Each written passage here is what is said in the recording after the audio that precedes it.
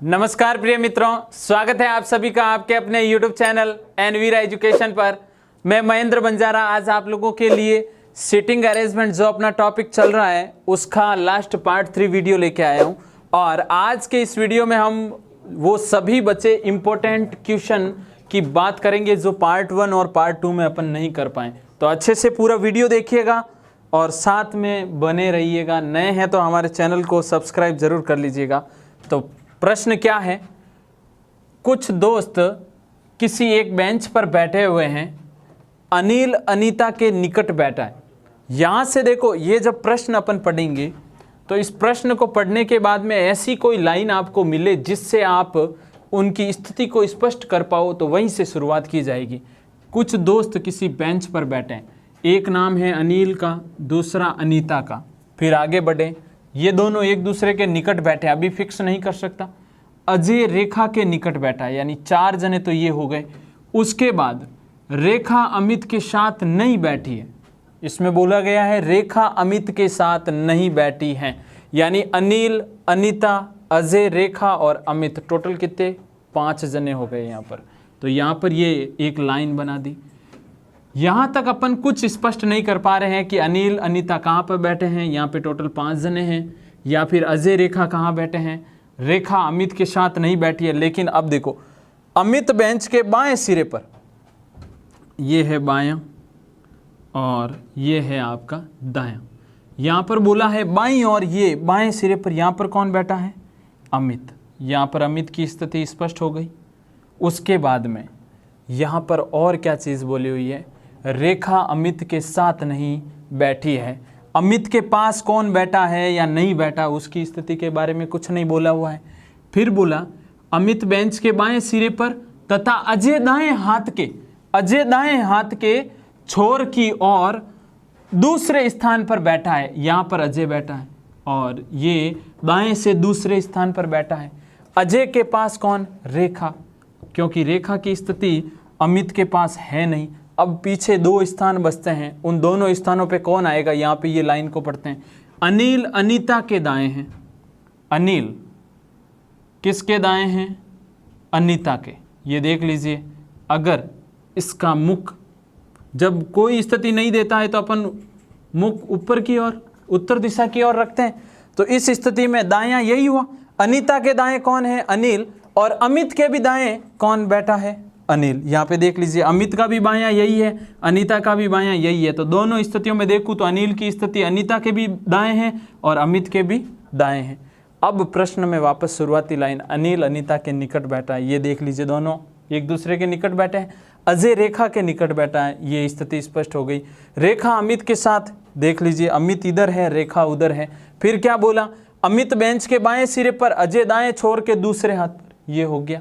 फिर अनिल अनीता के दाएं और अमित के भी दाएं कौन बैठा है, अनिल, क्लियर हो गया। अनिल और अजय एक साथ बैठे हैं, ये लो, अनिल और अजय, ये दोनों की स्थिति क्या आ रही है, दोनों एक साथ ही बैठे हैं। तो मध्य में कौन बैठा है, ये स्थिति तो लास्ट वाला कॉन्सेप्ट तो अपन आराम से ज्ञात कर सकते हैं, लेकिन ये चीज़ बनाना, ये डायग्राम बनाना सबसे इंपॉर्टेंट है। तो बीच में कौन बैठा है, अनिल, क्योंकि 2 जने उधर हो गए, 2 इधर, तो अनिल की स्थिति स्पष्ट हो गई। अनिल कहाँ बैठा है, इन 5 के मध्य में। आराम से इस प्रश्न का स्क्रीनशॉट लेके अपनी नोटबुक में लिख लीजिएगा, क्योंकि आपके ये राजस्थान पुलिस और साथ ही रेलवे के एग्ज़ाम के लिए, इन सब के लिए ये बहुत ही इंपॉर्टेंट क्वेश्चन है। आगे बढ़ते हैं नेक्स्ट प्रश्न की ओर। तो देखें, नेक्स्ट प्रश्न आपके सामने है। 4 लड़कियां तथा 4 लड़के एक वर्ग में केंद्र की ओर मुंह करके बैठे हैं और प्रत्येक वर्ग के कोने पर तथा उसके भुजाओं के मध्य बिंदुओं पर बैठे हैं। पहले यहाँ तक की स्थिति का अपन डायग्राम बनाते हैं। आपको बोला जा रहा है कि एक वर्ग है, उस वर्ग के प्रत्येक कोने पर और उसकी भुजाओं के मध्य बिंदु पर टोटल कितने 8 जने बैठे हैं। 4 तो लड़कियां हैं और 4 ही लड़के हैं। देखो, ये 4 भुजाओं के मध्य बिंदु हो गए चारों। और अगर अपन इसके शीर्षों की बात करें, यानी कोनों की बात करें, तो ये पहला कोना, ये दूसरा, ये तीसरा और ये चौथा, ठीक है ना। फिर इसमें बोला है मधु की स्थिति उषा के सामने, ठीक सामने, लेकिन विकर्ण के रूप में है। जैसे ये मैं डायग्राम बना रहा हूं, इस डायग्राम का ये विकर्ण होता है, यानी तिरछी स्थिति में है। किसकी? मधु की स्थिति उषा के ठीक सामने। जैसे उषा यहां पर बैठी है तो इसके ठीक सामने यहां पर मधु बैठी है, विकर्णित स्थिति है। ध्यान दीजिएगा, उषा और मधु एक दूसरे के सामने बैठी है लेकिन विकर्ण की स्थिति के रूप में। और यहां पर एक वर्ड आ रहा है जो, देखिएगा आपको यहां पर जो स्थिति बोली है मैं लिख भी रहा हूं, मधु, मधु के बाद उषा का नाम आया और उसके बाद नाम किसका आया? गीता का। गीता से पहले जो वर्ड काम में आ रहा है, ध्यान दीजिएगा, ये जो वर्ड किसके लिए?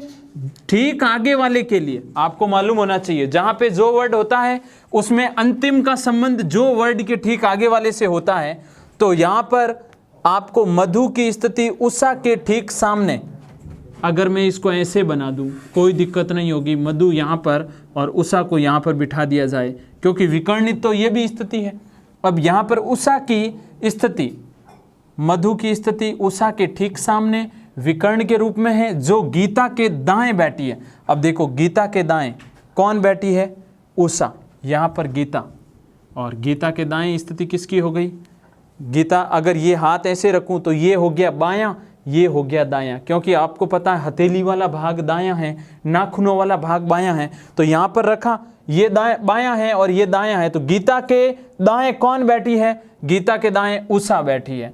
क्योंकि इस कॉन्सेप्ट के अकॉर्डिंग देख लीजिए, जो लास्ट पार्ट 1 में मैंने बात की थी, मधु, मधु के बाद नाम आ रहा है उषा का, और उसके बाद जो वर्ड आ रहा है और जो के बाद गीता लिखा हुआ है, तो इस जो का संबंध ठीक आगे वाले से होगा, यानी गीता और उषा के मध्य संबंध है। मधु की स्थिति उषा के ठीक सामने विकर्ण के रूप में, और जो गीता के दाईं ओर बैठी है कौन? उषा।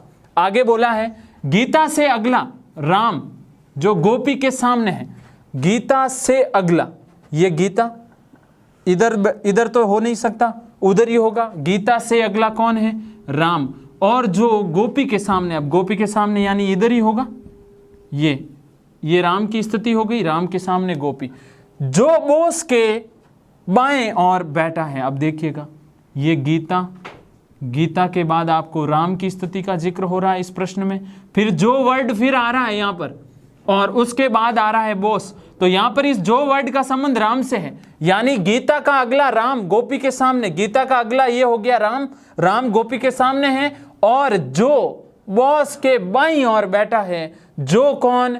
राम। किसके? बॉस के बाईं ओर बैठा है, बॉस यहां पर बैठेगा, तो बॉस के बाईं ओर कौन होगा? ये दायां इसका, ये बायां, क्योंकि इन सब का मुख केंद्र की ओर है, इसलिए ये स्थिति होगी। ये दायां और ये बायां। बॉस के बाएं कौन बैठा है? बॉस के बाएं, सॉरी यहां पर तो गोपी हो गई, बॉस के बाएं, बॉस का बायां, यानी कैसे होगा? यहां पर अगर बॉस बैठेगा तो बॉस की स्थिति के अकॉर्डिंग आपको यहां पर स्पष्ट ये हो रहा है कि गीता से अगला राम और गोपी के सामने बैठा है। गीता से अगला राम हो गया, और ये राम है जो गोपी के क्या बैठा है? सामने। थोड़ा सा वापस देखिएगा, राम गोपी के सामने जो बोस, यहाँ पर राम और गोपी, अपन ने गीता वापस लिख दिया है, राम फिर है गोपी, और उसके बाद है किसकी स्थिति? बॉस की। ये बॉस का संबंध राम से, सॉरी गोपी से है, क्योंकि जो वर्ड से पहले कौन है? गोपी की स्थिति। तो यहाँ पर क्या लिखूंगा? बॉस के बाईं ओर राम गोपी के सामने, ये लीजिए, और जो बॉस के बाईं ओर बैठी है तो कौन? बॉस के बाईं ओर गोपी, ये हो गई गोपी की स्थिति। आगे बोला सुमा की स्थिति मधु के दाईं ओर न होकर, सुमा की स्थिति मधु के दाईं ओर न होकर, यहाँ पर मधु के दाईं ओर कौन सी? तो अगर मैं ये वाला हाथ ऐसे रखूंगा तो दायां ऊपर होगा, यानी मधु की स्थिति यहां नहीं है, मधु के दाईं ओर सुमा की स्थिति नहीं है। अगर यहां नहीं होगी तो वो यहीं पे होगी। सुमा की स्थिति इसका मतलब यहां पर है। सुमा की स्थिति मधु के दाईं ओर न होकर प्रेमा के सामने, यानी यहां पर कौन है? प्रेमा। स्पष्ट हो गई, क्योंकि दो ही जगह बची है पीछे। वापस एक बार अपन देखते हैं, इसको पूरे को अच्छे से देख लीजिए। मधु और उषा विकर्णित संबंध है। फिर बोला है गीता है वो उषा के क्या बैठी है? बाईं ओर, ये हो गया क्लियर है। उसके बाद राम के सामने कौन, गोपी बैठी है। बोस के बाएं कौन बैठी है, गोपी। और आपको बोला गया है कि मधु के जो दाएं हैं वो प्रेमा की स्थिति है। कैसे पता चला, क्योंकि सुमा की स्थिति वहाँ है ही नहीं, ये दोनों एक दूसरे के सामने हैं। तो प्रश्न में आपको यही पूछा गया है। तो बॉस के सामने कौन बैठा है, बॉस के सामने कौन बैठा है, बॉस के सामने है गीता। अब यहाँ से खूब सारे प्रश्न बन सकते हैं। राम के बाएं कौन है, राम के दाएं कौन है, इन दो जनों के मध्य कौन है। ये वर्गाकार स्थिति का पूर्णतया अपन ने अच्छे से स्पष्ट कर लिया। यहाँ पर 4 तो लड़कियों की स्थिति हो गई और 4 लड़कों की स्थितियाँ हैं। तो अच्छे से इस प्रश्न को भी आपको देखना है। आगे इस वीडियो को ज़रूर शेयर करिएगा ताकि आपके मित्रों को भी अब फायदा हो सके। आगे बढ़ते हैं नेक्स्ट प्रश्न की ओर। तो देखें, आपके सामने एक प्रश्न और आ चुका है और इस प्रश्न में क्या बोला हुआ है कि यहाँ पर टोटल देखें MD, KR, TH, W और A, यहाँ पर टोटल 8 जने हैं और इन 8 का मुख केंद्र की ओर है और एक वर्त के पास में, यानी एक वर्त की गिर्द, यानी समझ गए आप, चारों तरफ बैठे हैं। तो DM के दाएं दूसरा है, यानी शुरुआत यहीं से हो चुकी है। DM के दाएं दूसरा है। पहले अपन वर्त की स्थिति बनाते हैं। ये वर्ताकार स्थिति में टोटल कितने जने बैठे हैं, 8 जने, 3 और ये 4, ये 5वां, 6वां, 7वां और 8वां। अब शुरुआत यहीं से करनी है। DM के दाएं दूसरा है, DM, यहां पर M, तो बताइए M का दायां ऊपर की ओर, M के दाएं दूसरे, पहला और दूसरा, यहां पर कौन बैठा है, D। जो T के बाएं 5वां है, यहां पर वापस लिख रहा हूं, D M के दाएं, और फिर यहां पे जो वर्ड आ रहा है और जो बाएं किसके, T के बाएं 5वां, ये जो वर्ड किसके लिए है, M के लिए। DM के दाएं दूसरा हो गया, जो T के बाएं 5वां, T के बाएं 5वां कौन है, M। T के बाएं 5वां, यहां पर देखें T यहां पे होगा, तो T का बायां पहला, दूसरा, तीसरा, चौथा और 5वां, बायां इधर होगा T का। अगर दाएं की बात करता तो इस तरफ हो जाता। उसके बाद में KR के दाएं तीसरा है, KR के दाएं, क्या आप यहां से स्थिति स्पष्ट कर पाओगे, नहीं, लेकिन आगे पूरा वर्ड को यहां पे पूरा को जोड़िए। KR के दाएं तीसरा है, जो D के दाएं दूसरा, D के दाएं दूसरा कौन है, R, यहाँ पे D ये रहा, D के दाएं दूसरा, यानी D का दायां यहाँ पर दूसरी स्थिति पे कौन बैठा है, R। और आपको KR के दाएं क्या है, तीसरा, तो R का दायां कौन सा हुआ, R का दायां होगा पहला, दूसरा और तीसरा, यहाँ पर कौन हो गया, K। पूरा कॉन्सेप्ट, पूरा लाइन को पढ़ोगे तो आपको ज़रूर यहाँ पर ये स्थिति स्पष्ट हो जाएगी। आपको KR के दाएं तीसरा, KR के दाएं यहाँ तक तो कोई पता नहीं चल रहा, लेकिन D की स्थिति आते ही अपन को पता चल गया कि यहाँ पर D के दाएं दूसरा कौन बैठा है, R, और R, KR के दाएं तीसरा है, तो R के दाएं ये तीसरा, K की स्थिति हो गई। HW के दाएं दूसरा, यहाँ पर देखिएगा, HW के दाएं दूसरा है, HW के दाएं दूसरा है। अगर मैं HW की स्थिति यहाँ रखूं तो W का दायां, ये पहला और दूसरा, यहाँ पर जगह ऑलरेडी फिक्स हो चुकी है, इसका मतलब W यहाँ नहीं आ सकता। अगर W की स्थिति यहाँ रख दूं, यानी W के दाएं दूसरा, ये पहला और यहाँ पे दूसरा, यहाँ पर कौन आ गया, H। स्थिति को अब यहाँ पर जिस प्रकार से स्थान रिक्त है उसके अकॉर्डिंग अपन को निर्धारण इसका करना पड़ेगा। लास्ट एक स्थान बचा है और अपने पास M की स्थिति स्पष्ट हो गई। उसके बाद देखा जाए तो D की स्थिति स्पष्ट हो गई, K की स्थिति भी हो चुकी स्पष्ट, R भी बैठ गया है, T की स्थिति ये रही, H की स्थिति यहाँ पर है, W यहाँ पर बैठा है, तो अंतिम एक A बचता है और A की स्थिति यहाँ पर हो जाएगी। अब यहाँ से कुछ एक प्रश्न बन रहे हैं, उन प्रश्नों का विशेष ध्यान दीजिएगा। प्रश्न पहला आपके सामने इस प्रकार है कि आपको यहाँ पे पूछा जाए A के दाएं दूसरा कौन है, A के दाएं दूसरा कौन है, A के दाएं दूसरा कौन है, तो A के दाएं दूसरा यहाँ पे कौन बैठा है, ये रहा A का दायां नीचे की ओर दूसरा कौन बैठा है, M। पहले क्वेश्चन का राइट आंसर मिल गया। अब यहाँ से खूब सारे प्रश्न आपको पूछे जा सकते हैं, जैसे मैं यहाँ पे पूछ लूँ प्रश्न कि K व W के मध्य कौन बैठा है, K व W के मध्य कौन बैठा है, तो K और W के मध्य यहाँ पर देखा जाए तो M बैठा है। कौन है? M की स्थिति स्पष्ट हो रही है। इसी प्रकार आपको खूब सारे प्रश्न जो एग्जाम में पूछे जाए, लेकिन आपको बस बाएं दाएं का विशेष यहाँ पे ध्यान रखना होगा।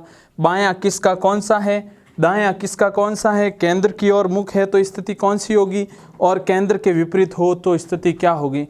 अब एक बहुत ही अच्छा प्रश्न और शानदार प्रश्न आपके सामने आने वाला है, तो उस प्रश्न को भी अच्छे से देखिएगा। उस प्रश्न का डायग्राम इंपॉर्टेंट है क्योंकि प्रश्न थोड़ा बड़ा है, और अच्छे से जरूर देखिएगा। तो अब देखिए आपके सामने एक शानदार प्रश्न, और इस प्रश्न को अपन हल करेंगे आराम से। यहां से इस प्रश्न को हल करने के बाद में खूब सारे प्रश्न आपके पुट होंगे यहां से, लेकिन ये वो प्रश्न है जो एनटीपीसी के एग्जाम में या राजस्थान पुलिस की अगर मैं बात करूं तो वहाँ पे ये बहुत ही इम्पोर्टेंट बैठक व्यवस्था से रिलेटेड प्रश्न आता है, और ये इस वीडियो का लास्ट प्रश्न है।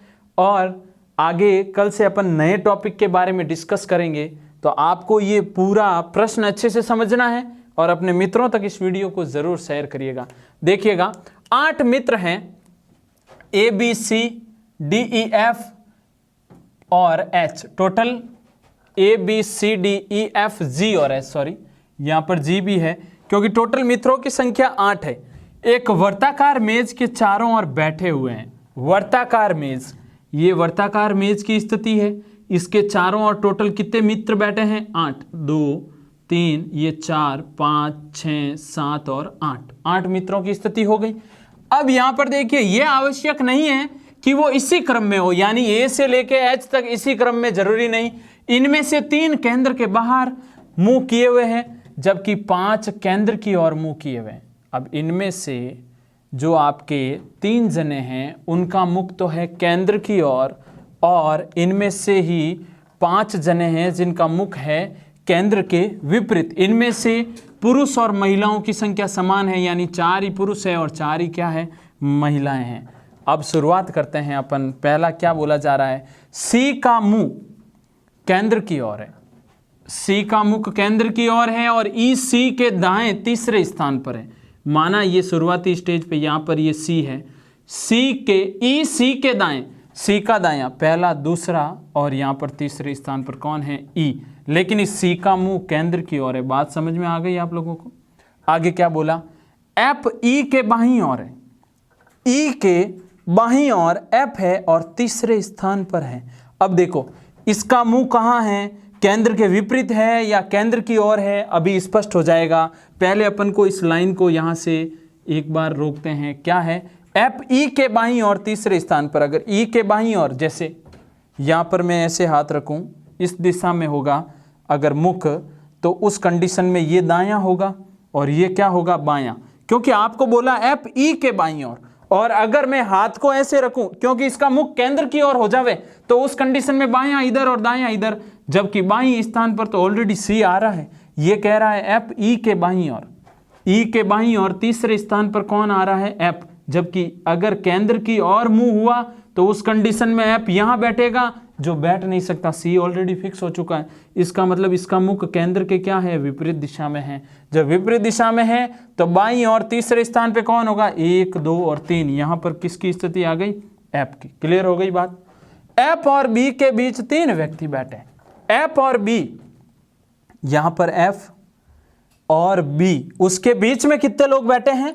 टोटल 3 व्यक्ति बैठे हैं। जैसे यहां पर देखो, F की अगर स्थिति यहां है और मैं B को यहां बिठा दूं, यहां पर B को बिठा दूं, तो F और B के बीच में ऊपर से काउंट करूं तो भी 1, 2, 3 लोग बैठे हैं, नीचे से काउंट करूं तो भी 1, 2, 3 लोग ही बैठे हैं। क्लियर हो गई बात? F और B के बीच 3 लोग बैठे हैं।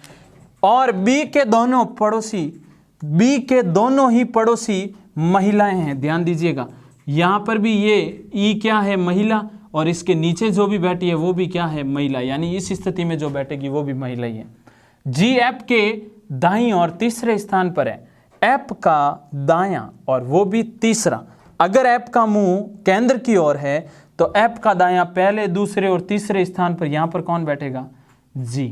अगर मुंह केंद्र की ओर हुआ तो, और अगर केंद्र के विपरीत दिशा में हुआ यानी बाहर की ओर हुआ, तो उस स्थिति में पहला, दूसरा और तीसरा दायां इधर होगा और दाईं जगह तो ऑलरेडी पहले से फिक्स हो चुकी है, इसका मतलब मुंह केंद्र की ओर हो गया, ये भी दाईं और तीसरे स्थान पर हैं। फिर आगे क्या बोला, डी ए के दाईं और तीसरे स्थान पर है, डी ए के दाईं ओर, ये डी है ना, वो डी ए के दाईं ओर तीसरे स्थान पर है। क्या आप इस लाइन से कुछ चीज स्पष्ट कर पाओगे क्या? आपको बोला डी ए के दाईं ओर, डी ए के दाईं ओर तीसरे स्थान पर है, किधर है? तीसरे स्थान पर हैं। लेकिन इस लाइन से मैं यहाँ पर कोई चीज स्पष्ट कर पाऊँ या नहीं, पहले अच्छे से देखते हैं। डी ए के दाएं, अगर ए को यहाँ बिठाऊं, केंद्र की ओर मुख कर दूं, तो ए के दाएं तीसरे स्थान पर, पहला, दूसरा और तीसरा, आराम से हो जाएगा डी यहाँ पर। अगर मैं इसके विपरीत दिशा में मुंह रखूं तो उस कंडीशन में यहाँ पर आएगा, वो हो नहीं सकता। तो इसका मतलब डी ए के दाएं, ए यहाँ पर बैठेगा, और ए के दाएं अगर केंद्र की ओर मुंह है तो यहाँ पर तीसरे स्थान पर कौन आ जाएगा? डी आ जाएगा, क्योंकि डी ए के दाईं ओर तीसरे स्थान पर है, पहला, दूसरा और तीसरा। क्लियर है? आगे बढ़े। आगे क्या बोला हुआ है? ए ई का पड़ोसी नहीं है, ए ई का पड़ोसी। अब देख लो यहाँ पर क्या बोल दिया इसने कि ये ए है ना, ई के पास नहीं बैठेगा, इसका मतलब ए को लाना पड़ेगा इधर, और ए का दायां अगर इसका मुंह केंद्र के विपरीत हुआ तो उस कंडीशन में यहाँ पर पहला, दूसरा और यहाँ पे तीसरा डी हो जाएगा। आपको इस लाइन का भी तो ध्यान रखना है कि डी ए के दाएं विपरीत, केंद्र के विपरीत बाहर की तरफ मुंह है, तो उस कंडीशन में पहला, दूसरा और तीसरा, दाईं ओर कौन बैठा है? डी, और ई का पड़ोसी ए नहीं है, क्योंकि ई के पड़ोस में इधर तो डी बैठा है और उधर कौन बैठा है? बी। बात समझ में आ गई? यहाँ पर क्या बोला? ए ई का पड़ोसी नहीं है, बिल्कुल ए ई का पड़ोसी नहीं है। आगे बोला है ई का निकटतम पड़ोसी पुरुष है, ई का निकटतम पड़ोसी, ई के पास ये जो बैठा है वो कौन है? पुरुष है। आगे क्या बोला हुआ है? वे केंद्र की ओर मुंह किए हुए हैं। चलो देख लो, इसका भी मुंह केंद्र की ओर है, ये केंद्र की ओर मुख है। आगे बोला है डी के निकटतम पड़ोसी महिलाएं हैं, डी की निकटतम पड़ोसी ये महिलाएं हैं, और उसका मुख केंद्र के बाहर है। ये लो, ये केंद्र के क्या है? बाहर की ओर हो गया। क्लियर? आगे क्या बोला है? आगे बोला है निकटतम पड़ोसी उसका केंद्र के बाहर की ओर मुंह है, और बी के बाएं तीसरे स्थान पर बैठने वाला पुरुष है। बी के बाएं, बी का बाएं आप देखिएगा यहाँ पर, अगर इसका मुंह बाहर की ओर है तो उस स्थिति में ये पहला, दूसरा और ये तीसरा। यहाँ पर बी के बाएं तीसरे स्थान पर बैठने वाला कौन है? पुरुष है। या फिर अगर इसका केंद्र की ओर मुख हुआ तो उस स्थिति में पहला, दूसरा और तीसरा ये होगा। यानी पहले तो यहाँ की स्थिति स्पष्ट करते हैं, क्योंकि A B C D E F G total 7 जगहें तो फिक्स हो गई। ए आपके बाद यहाँ पे बी, उसके बाद सी डी ई एफ जी, और यहाँ पर कौन आएगा? एच। और एच की कोई स्थिति आपको नहीं बोली। बी के बाएं तीसरे स्थान पर बैठने वाला, अगर बी का मुख आपको यहाँ पर बोला 3 केंद्र के बाहर मुंह किए हुए हैं, ये पहला हो गया केंद्र के बाहर। अगर मैं इसकी बात करूँ तो ये फिर केंद्र के बाहर की ओर देखेगा, और इसकी बात करूँ तो भी ये केंद्र के बाहर। ये अगर उस तरफ देखेगा तो उस स्थिति में यहाँ पर कौन हो जाएगा? ये पुरुष की स्थिति हो जाएगी। क्लियर है? आगे बढ़ते हैं। आगे आपको क्या बोला है? बी के बाएं तीसरे स्थान पर बैठने वाला पुरुष है, और जी के निकटतम पड़ोसी में कोई महिला नहीं है। जी के निकटतम पड़ोसी ना तो इधर ना इधर, यानी ये भी पुरुष है और ये भी कौन है? पुरुष ही है।